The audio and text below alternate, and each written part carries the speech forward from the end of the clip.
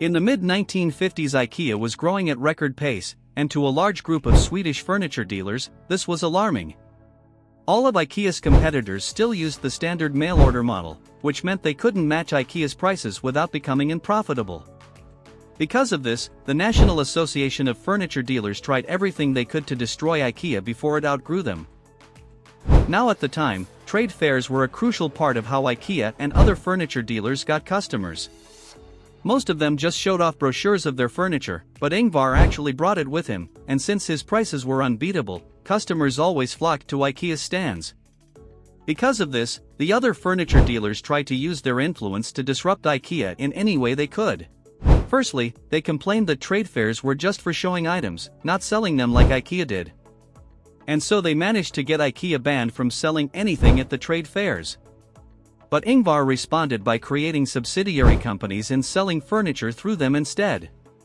The furniture dealers' countermove was to ban all selling at trade fairs, but Ingvar answered by showing off how much lower IKEA's prices were compared to theirs.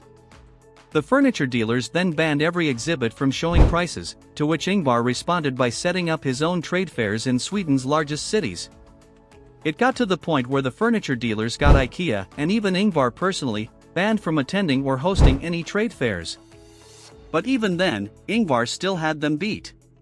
He snuck into a trade fair rolled up inside of a carpet.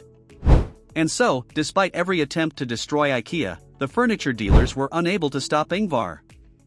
He was always too crafty for them. They compared IKEA to a monster with 7 heads. Every time they cut one off, another one grew in its place.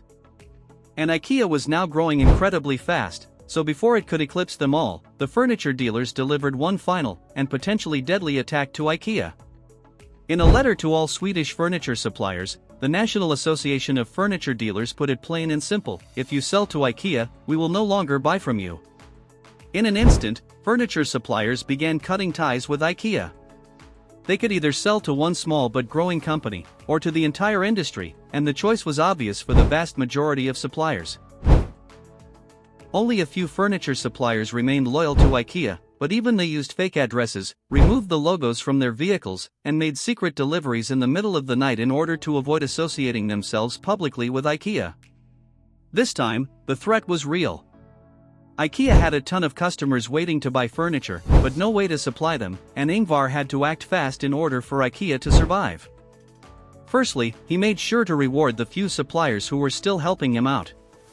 Whereas most furniture dealers took around 3 or 4 months to pay their suppliers, Ingvar made sure they were paid within 10 days at most, and treated like royalty. Secondly, IKEA started making its own designs. Many furniture dealers refused to work with suppliers who sold them the same products they sold to IKEA.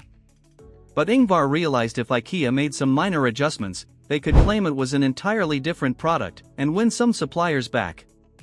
And finally, Ingvar secured an emergency supply of wooden chairs to be made in Poland.